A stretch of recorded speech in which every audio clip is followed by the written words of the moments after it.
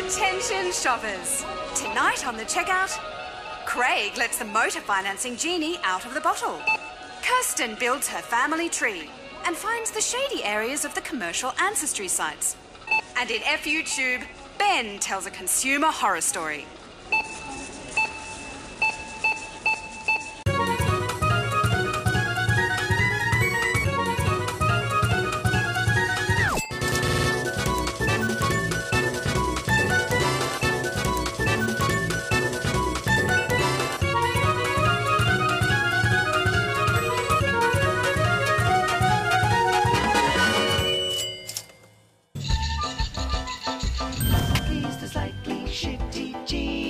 I wish for a house. Well, I hope you saved a deposit. I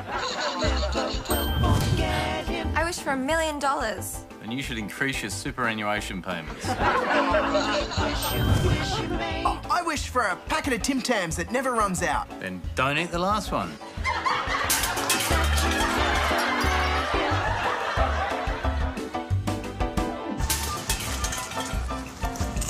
Oh, wow!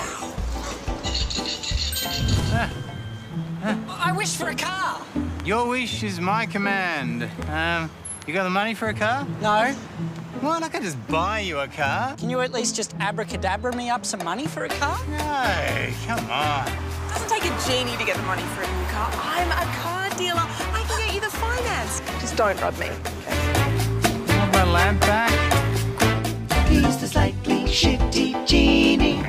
Don't just sign it before you read it. But for just $227 a week, I can get this car. It's not that simple. This is manufacturer's finance. Ignore all this exciting stuff up here.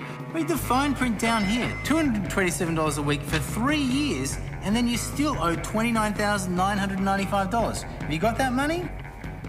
It's called a balloon payment. You should check if it's in your contract and figure out if you can actually pay it. I've got an obvious visual metaphor for the checkout. Yeah, I think that's for the kids' party expose down the corridor. Anyway, I don't think this deal is for you. Hang on. We also offer dealer finance. Scam? Not necessarily. Lots of people use dealer finance. It can have an okay rate. The point is, though, even if it is a good rate, you should be careful. As Choice points out, it can have a dealer commission attached and unnecessary insurance. I knew we should have called that something different. The point is, you shouldn't even come into a car dealership until you found out what the rates are outside. Come on, let's go to a bank. Hold my hand. Are we going to fly? No. He's the slightly shifty genie. Obviously, the rate of your loan is important, and the cheapest loans are generally home loans, so it could be a good option to extend your home loan, but there is a trap. There's no trap. Paying 5% on a home loan may seem better than paying 10% on a car loan. It is better. But only if you repay them in the same amount of time. Mortgages are generally over 30 years and car loans are over 5 years. So, if you pay off both loans in 5 years, then the home loan is a better option. But if you pay off a car bought on your mortgage over 15 years, then you'll end up paying off much more interest. I'm rubbing a lamp to get a car. Do you think I own a home? Yeah, sure. If you don't have a home, though, you can get a personal loan or a car loan from most banks, building societies, credit unions, so shop around. In CanStar's latest report, secured loans started under 6%, unsecured loans from under 8%, but they ranged all the way up to nearly 24% for one of Aussie's loans. At Aussie, we'll save you. So I'll choose the one with the lowest rate. But that's a secured loan. Do you have any property to secure the loan against? That's my lamp. A secured loan can be secured against the car you're buying. Yes, but that means if you fall behind on payments, they can repossess your car. Pretty likely in your case. Hey, don't pick on him just because he's young, unemployed and incredibly stupid. I'm not. I'm reading his credit report and there's no way we'd give you a loan. He's the slightly shifty genie. OK, so maybe you can't get a car loan, but my point remains. There are good ones out there. You should just shop around so that the car dealer or the bank you walk into doesn't rip you off. But can't you just magic me up a car? Oh, it's like that old Chinese saying, if you magic a man a car, he will drive for a little while. But if you teach him to buy a car, he will drive forever. Unless he's like you and he doesn't have any money. Look, there is one other way to get a car, and it's actually aimed at people like you who have a really shitty credit report. Great! The problem is that because they know you're desperate, they'll take advantage of you. I still get a car though, right? He's If you want a car, Motor Finance Wizard makes it easy. Motor Finance Wizard says yes. So why does Motor Finance Wizard agree to say yes to a small weekly fee for a second-hand car? Is it because after 42 months of paying them, you still don't own the car? Motor Finance Wizard says yes. Is it because the fees can be so high that one single mother on Centrelink would have paid $14,000 for a $4,000 car? Motor Finance Wizard says yes. And did a consumer tribunal say that their deal with one customer was an unreasonably high profit margin obtained by an exploitative seller? Again. An unreasonably high profit margin obtained by an exploitative seller? Yes. And even though you're getting a second-hand car, the contract says that you have to pay for comprehensive insurance and servicing. Motor Finance Wizard says yes. Yeah, I was starting to miss that song.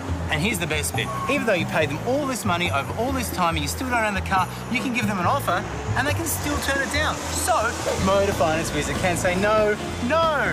You thought I was bad. Do you understand? Motor Finance Wizard says yes. No. Look, you can trust the genie, you can't trust a wizard. What if Motor Finance Wizard don't say yes? Well, there is one other option for you credit-poor people, and that is Carboodle, which is owned by Cash Converters. Cool. Can I hawk this for a car? It doesn't quite work like that. But, like Motor Finance Wizard, at Carboodle, we give you a convenient weekly fee, but also pay for your rego, your servicing, your roadside assistance, and your tyres. Come on in. I tried out for their ad. I was sick of doing those carpet warehouse ads. That sounds great. Yeah, you didn't mind it? It was a bit Adwell, a bit cheesy. I don't know. I meant the stuff about Carboodle. Oh. Well, look, it does sound great on paper, but at the end of the whole process, you've paid a lot more money and you still don't own your car. Well, I've been paying for this car for years now, and I'd like to offer you $2,000 to keep it. Well, we don't accept your offer. But I've already paid 40 grand for a 20 grand car. And now you can give the car back, or you can keep paying us $220 a week to keep it. Told you so. Hang on, what's this? Look, it's my dream sequence, OK? Motor Finance Wizard and Carboodle should be a last resort. If you're that desperate for money, you should consider Good Shepherd Finance. They'll give you loans of up to $3,000 and you can use it on a car. Great. Although there is a credit check involved. Damn it. Well, there's got to be another way. There is one other way you can get a car for no money. You get a car! You get a car! You get a car! Everybody gets a car! Hey, I got you on the Oprah show. Great. You just got to get to Chicago. How am I going to do that? I don't know, get a loan? He's the slightly shifty genie.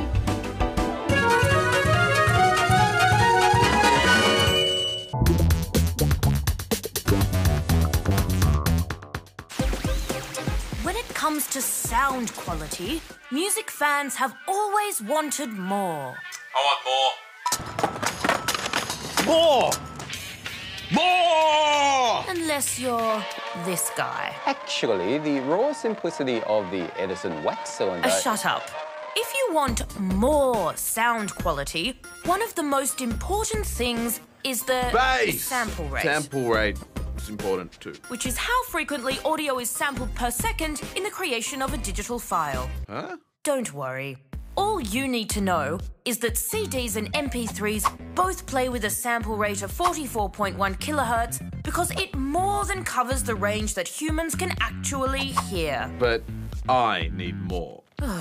So for those who think they need more, you can now get high-res audio players like this Sony ZX-1 Walkman for $799 that can play files with sample rates of up to 192 kilohertz. More! That's almost 5 times higher than humans can perceive. But it would be greatly appreciated by the common vampire bat.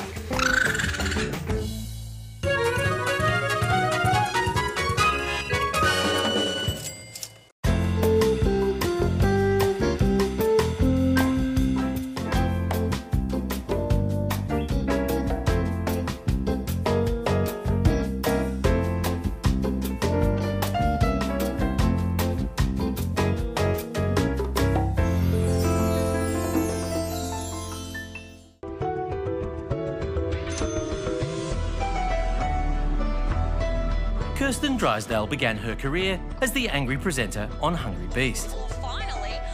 Today, she's the angry presenter on The Checkout. But despite years of unimpeachable investigative journalism, she's still not quite famous enough to be on Who Do You Think You Are? So tonight, Kirsten subscribes to Ancestry, the the world's largest commercial family history service and make some surprising discoveries. Oh my God.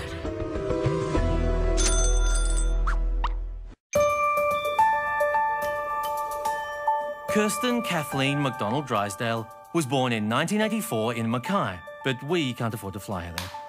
It's the gateway to the Whitsundays. So instead, she's signed up to an Ancestry.com.au trial. 2 weeks free? That's amazing.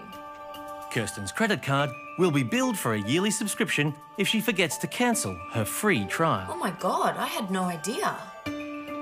Still, I guess it's only $24.99. Kirsten has made an understandable mistake.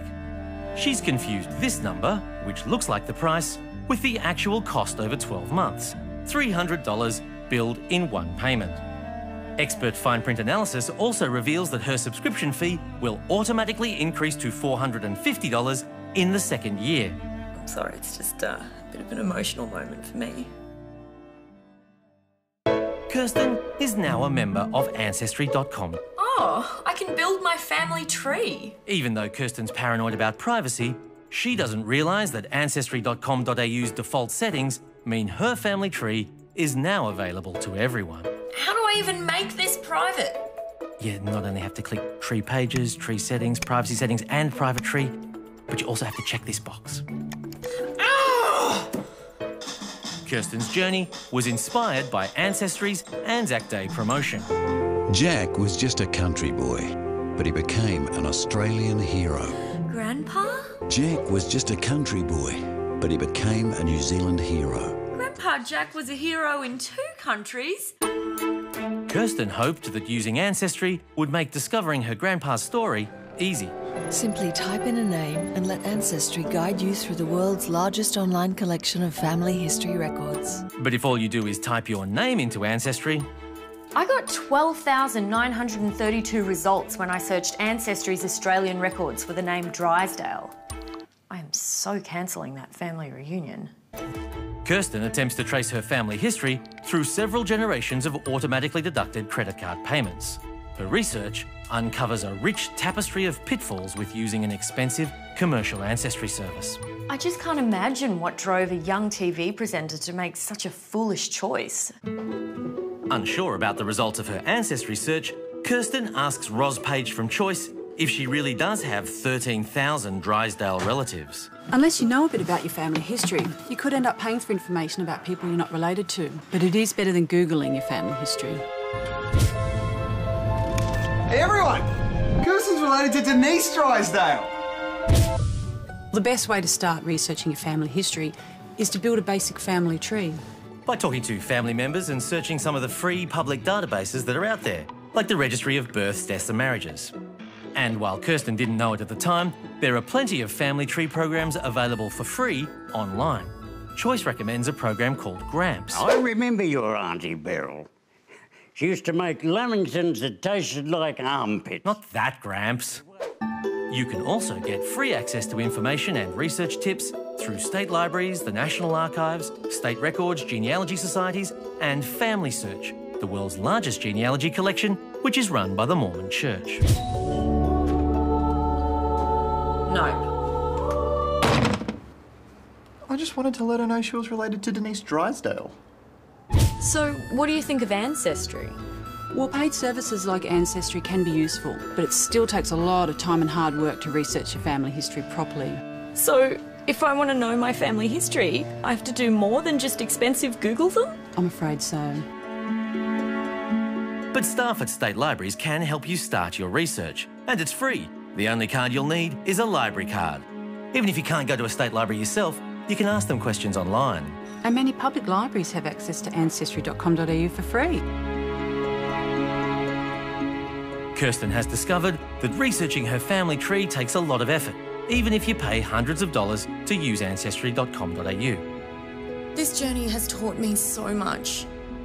Mainly that I can't be arsed doing this. Kirsten's also learnt that the only way to discover your family history in a cheap and easy way is to get all your research done for free by a reality TV show that's sponsored by Ancestry.com.au. And I'm realising now that I may have just burned that bridge. Next week on Who Do They Think They Are, Ian Dicko Dixon embarks on his own personal journey. So I'm going to spend $99 on one of these family history DNA tests. And finds out that they're also very expensive and a little bit shit. How's this? They're telling me I'm related to Denise Drysdale.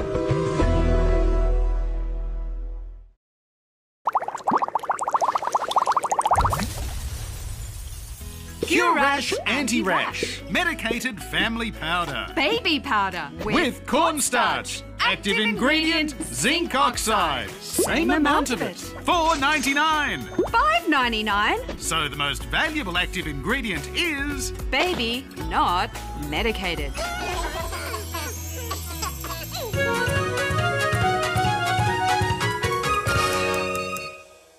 This week on Please Stop Writing In About This.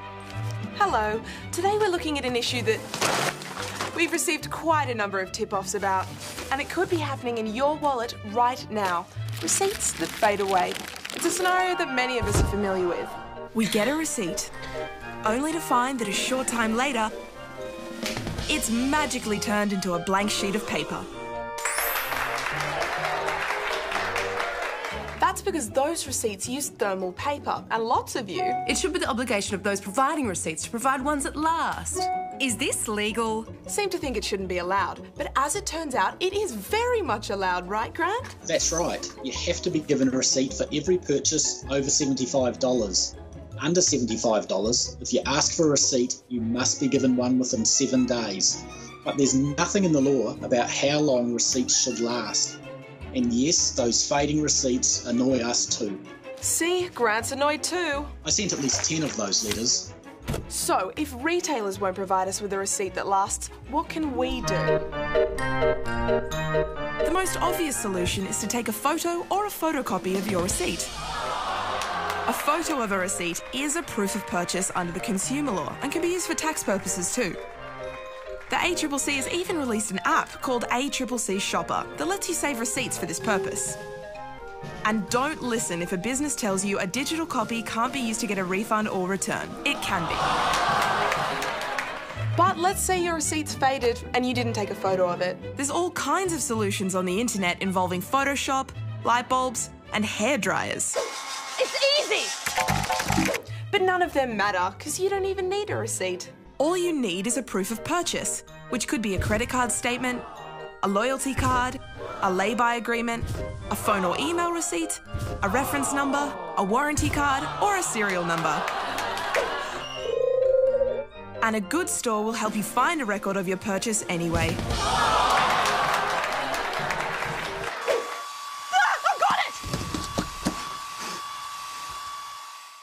Now please, stop writing in about this.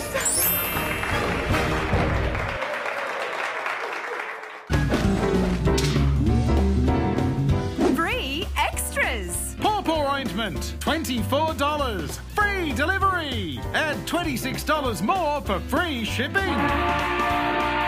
You need a free dictionary. Free geography lesson. Asparagus mini, product of Australia. Bonza. Or Mexico. Icarumba. Or Peru. Peru? Free food poisoning. Valentine's Day cupcakes, best before the 11th of February. These are as stale as our romance. Free whatever this is. Meat with beef. Scooby, Scooby, don't. Free peanuts. Roasted peanut. Ingredients, peanut. May contain traces of peanuts. But does it have any peanut? Join us next time for some more Signs of the Time. May contain traces of signs. Hello and welcome to F-YouTube, the digital equivalent of yelling into a paper bag. First up, Vicky, who's... Got a big FU from my mobile phone provider, Vaya. Yes, come on, Vicky, here we go. My SMS messaging system stopped working. Ah, right, well, just ring them up and tell them and they'll fix it. So I hear you say ring them up and tell them and they'll fix it. You know, I really should watch these before responding to them. Back in a sec. Okay, yeah, wow, this is a good one. Go on, Vicky. I spent 2 full days trying to get through to them. Yeah, well, not 2 full days, but Whenever she tried to reach them, she was either cut off immediately or she would sit in a queue for 10 minutes before the messaging system says we are busy assisting other Veya customers at the moment, so try bringing back another time. And they recommend their Facebook answering system, which is their preferred method of communication, is ignored. Why is Facebook your preferred method of communication? You're a telco, Veya, not somebody's auntie. Anyway, finally Vicky got through and... Problem resolved immediately. I was very happy. A great end to a pretty frustrating experience. Good night. Whoa, wait, stop. I was kidding. Jeez. Hang on, is that how I'm credited? Really? Oh, God damn it, guys. Sorry about that. Anyway, you were saying, Vicky? I was very happy. Until this week I received my bill and you guessed it, I was charged for every failed phone call, for every second that I was sitting on hold. Vicky had spent so long on hold to her own phone company that now she's blown her cap and she owes them $55 for being on hold. While there's nothing on the books to say that customer service calls need to be free, we reckon they should be, especially if you are going to make someone call you 7 times over 2 days. Incidentally, with these mobile carriers, you can call customer service for free from your mobile. Anyway, Vicky got back in contact with Veya about this unfair bill and... They came back the following day with an act of good faith. They were prepared to discount my excess by 40%. 40%? That is not good faith. That's bad faith. This is good faith. You can kiss me with the windows open while the rain comes pouring. Fine. So, since then, they have upped that offer to 50%. What do we think of that, studio audience? Man, you guys have been quiet until now. So, yeah, we reckon it probably could go higher. 100% is a good start. So, Vicky is now understandably furious. So, come on, Veya, lift your game. Okay, people express their fury in different ways, but you know a number you can call for free, even from a Veya phone? The Telecommunications Industry Ombudsman, who you should call if you've got any dispute with your phone company. And Vicky has gone and done just that. And once the TIO got involved, Veya decided to resolve the case, giving Vicky a full refund in good faith. Good faith, just like hit it! Ah, yeah! Oh. Next up tonight, the tale of the phantom gas meter. When Leonie's daughter Bella purchased an apartment in Sydney, everything seemed idyllic. It's the perfect studio apartment in a lovely Art Deco building. And soon enough, the bills started coming in. Water, electricity, gas. And now there's nothing wrong with getting a gas bill. Unless, of course, your apartment doesn't have a gas meter! So, what do you do when your new apartment is haunted by the spirit of a long-dead gas meter? To answer this, we looked into the Australian ghost law. Hey, how's that research coming along? Ben, I'm beginning to suspect that there is no such thing as the Australian ghost law. Spooky. So, as it turns out, this actually had very little to do with ghosts, but it was concerned with the far more terrifying phenomenon of... complex and impenetrable bureaucracy! Yeah, okay, fine. So, when your 100% electric apartment is being charged for gas usage, who are you going to call? Ghost... Energy Australia. Oh, yeah. Energy Australia. So, Bella called Energy Australia to question the charges, and they told her that according to their system, there was a gas meter still registered to the unit. And so, like a character in any scary story, she made a terrible mistake. She just believed them. Oh no, don't just believe them. Oh, I can't watch. She assumed, not unreasonably, that the charge must just be for bulk amenities, and so she just paid it. Oh, she's not giving them money, is she? Yep. Ah! And not just once, every 3 months, the curse of the phantom gas meter struck Bella in the form of a bill that she paid for nearly 2 years. No! Eventually, Energy Australia told Bella that the curse could be lifted if they just abolished the meter. Hooray! For a fee of $1,124. And Bella, just wanting this to be over, agreed. And this is where our story would have ended were it not for the fact that Bella's mum Leonie found out about it. Don't mess with a retiree. You do not. See, Leonie didn't think that Bella should pay this abolishment fee because, remember... There is no meter. And there has not been a meter for at least 8 years. Yeah, why do you need over $1,000 to abolish a non-existent gas meter? Unless... The power of Christ compels you. The power of Christ compels you. The power... Yeah, okay, it's probably not that. So Leonie started making calls to Energy Australia and to the Ombudsman, and eventually, she won. Yes, yes, in your face, yes! In February of this year, the Ombudsman ruled that not only did Bella not have to pay the abolishment fee, but also... They offer to refund the gas charges that Bella has paid. And when we asked Energy Australia about this, they told us that... We didn't provide a good customer experience. Yeah, you didn't provide any gas either. We're sorry. We have apologised and we know we have to do better. Yeah, because if it takes the prolonged efforts of a determined retiree like Leonie to resolve something as blatant as a non-existent gas meter, then yeah, I'd say you probably do need to do better. But for Leonie, it's not just about that. People who run Energy Australia should be accountable for what's gone on here. And that's the end of that. I would have gotten away with it too if it wasn't for that meddling retiree. Hey, did I leave my keys here? Kind of feel like I left my keys here. Can't...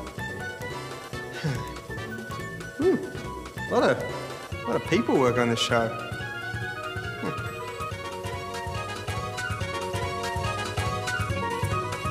Oh, they were in my pocket. They were in my pocket the whole time. That's sorted.